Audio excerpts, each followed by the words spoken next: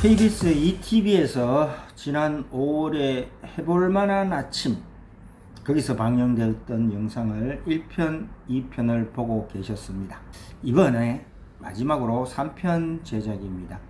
2부에서 평화아파트가 쌍용 예가로 변화된 모습을 잠깐 봤었는데, 서울의 중심선인 2호선과 영등포구청, 그리고 한강이 오르진 장소이기도 하지만 그냥 두었다면 지금 어떻게 되었을까요? 벌써 14년 전이지만 그때 안 했다면 지금이라도 했을까요? 아마 주차 때문이라도 무조건 했으리라 봅니다. 자, 계속해서 3부 영상 보시겠습니다. 잠시만요. 본 영상 후반부에 우방 5성 아파트 실거래가를 정리해 보았습니다. 모델링이 한창일 때와 현재 사항을 정리했으니 끝까지 시청해 주시면 감사하겠습니다. 자, 들어갑니다. 이런 쪽에서 좀 이야기들이 나오고 있다 보니까 약간 좀 의견들이 엇갈리고 있다. 이렇게 좀. 그래도 용적률 딱 보니까 180 이상이고. 맞아요. 원래 계획했던 바도 리모델링이고. 그냥 이거 진행하면 될 것 같은데요. 그렇죠. 그렇게 하려고 했어요. 네. 했어요. 네네네. 근데 갑자기 정부에서 그러다 보니까 재건축이 잘 진행이 안 되는 거예요. 또 하나 뭐냐면 리모델링을 하면 새로 생기는 아파트가 많이 안 생기잖아요. 그렇죠. 그러다 보니까 정부는 재건축을 통해서 서울이나 수도권의 주요 지역에 새로운 아파트를 많이 만들고 싶은 거예요. 네. 그래서 리모델링보다도 재건축을 유도하고 싶은데 사업성이 안 나오니까 이번 특별법을 통해서 용적률을 최대 500%까지 늘려주겠다. 500%요? 네. 우와. 엄청 높게 짓는다라는 거죠. 네. 그러면 내가 리모델링 하려고 했는데 500%? 네. 그러면 이제 재건축 해볼까? 이렇게 바뀌는 그런 거죠. 생각이 또 하나 들죠. 뭐냐면 안전진단도 완화해 준 거예요. 아까 말씀드린 것처럼 D등급 이하를 네네네. 받아야 되는데 네. 이제 좀 C등급 정도도 D등급으로 될 가능성이 높아지는 겁니다. 최근에 더 문제가 되는 게 이제 특별법 발의는 됐는데 아직까지 확정이 안 된 거예요. 그래서 그 사항을 보면 뭐 초과이익 환수금이나 분담금 같은 게 결정이 안 돼서 더 혼란이 있는 거예요. 네. 그래서 이걸 리모델링 해야 되는지 재건축을 해야 되는지 주민끼리도 되게 논란도 크고 아직 좀 불확실성이 큰 상황이라고 보고 있습니다. 네. 야, 그런데 어쨌거나 지금 리모델링이냐 재건축이냐의 이 사이에서 네. 이제 결정을 해야 되는 거잖아요. 근데 어쨌거나 이거는 뭔가 변화가 있다는 거잖아요. 30년 만에. 그렇다면 지금 일기 신도시 집값이 좀 이렇게 들썩들썩일 것 같기도 한데요. 그게 아닌가요? 이게 되게 흥미로운 현상이 있는데요. 네. 과거에는 안전진단만 통과해도요, 집값이 폭등했어요. 폭등했죠. 네. 근데 지금은요, 그런 기대를 했는데 안전진단 통과되는 게 너무 많은 거예요. 많구나. 지금 경쟁 상대가 많구나. 그렇죠. 그리고 다들 막 재건축 공급이 한다고. 부족했잖아요. 그렇죠. 네네. 재건축한다고 그러지 리모델링 한다고 그러니까 사실 야 이게 어떤 게 좋은 거지? 오. 그리고 아까처럼 불확실성이 커지다 보니까 여기에 막 투자 수요가 몰리지 않는 겁니다. 네. 그래서 오히려 집값이 상대적으로 안정돼 있는 상황입니다. 그래요. 근데 꼭 이게 재건축이나 리모델링 단지 이렇게 보실 때 여러분들이 중요한 기준이 하나 제가 네, 팁을 알려주세요, 드릴게요. 알려주세요. 왜냐면 동의가 되게 중요한데 그래서 실제로 보유한 분들이 거주 비율이 높은 아파트를 꼭 선택하셔야 됩니다. 맞아요. 투자 수요가 많으면 이게 각자 의견 차이가 크기 그럴 수 때문에 있겠네요. 동의가 잘 안 돼요. 네, 그래서 네. 여러분들이 잘 보시고 직접 집을 갖고 계신 분들이 얼마나 사는지 실제로 그게 되게 중요합니다. 앞에 계시는 수도권 신도시이고요. 현실은 대구 분위기입니다. 대구는 미분양과 입주 물량이 엄청난 시점에서 서 있습니다. 모델링으로 혹은 재건축으로 집값이 오른다는 것은 아닐 수도 있습니다.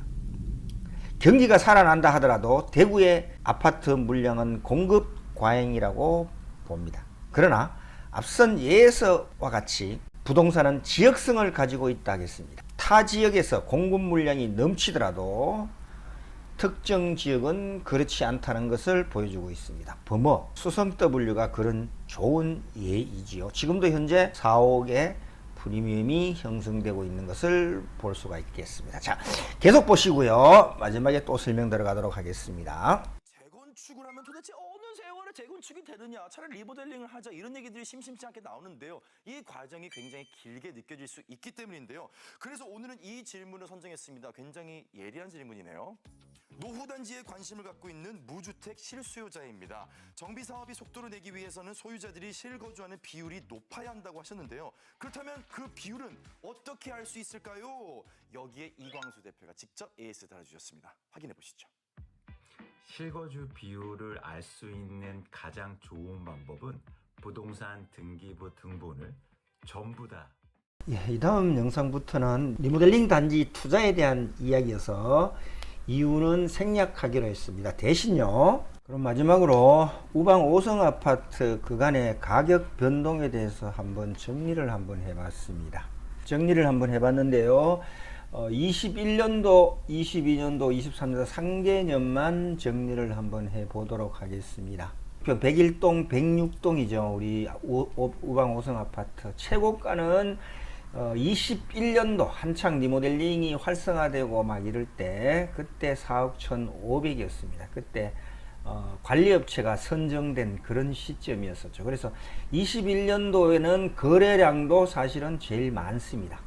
그 다음에 오다가 3월달에 2월달 3월달 되고 그 이후부터는 계속 왠지 모르게 거래가 안 되고 이랬었습니다. 23년도 들어가지고는 2월달에 거래가 2억 5천에서 2억 7천 거래됐고요. 5월달에 된 건 조금 이상한 직거래가 있어가지고 이 가격은 조금 의문은 조금 있는 그런 형태로 보여집니다. 적은 평수의 가격 변화는 이때가 최고가에서 이렇게 계속 내려오는, 그리고 거래량도 계속 줄어드는 그런 형태를 가졌었습니다. 다음은요, 33평입니다. 103동하고 2동하고 7동 이렇게 3개가 있죠. 23년도에는 거래가 한 개도 없었습니다.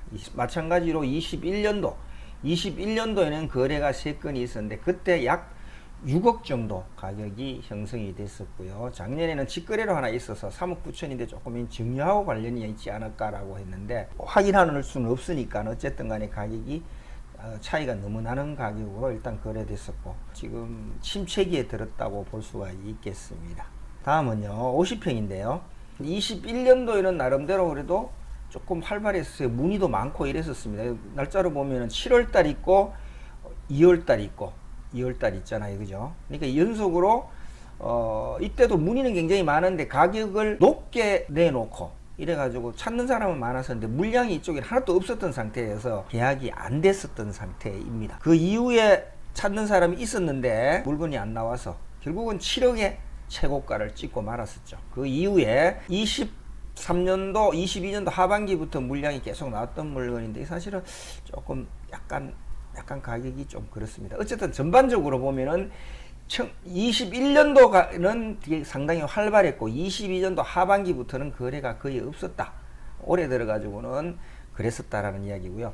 거래가 적은 평수가 많다는 이야기는 무슨 이야기냐면은 리모델링을 하게 되면은 평수가 늘어났었죠. 그러니까 30평으로 늘어나니까 30평이면 살기가 제일 좋은 거라고 봐서 아마 이쪽이 거래가 많지 않았나 이렇게 판단하고 있습니다.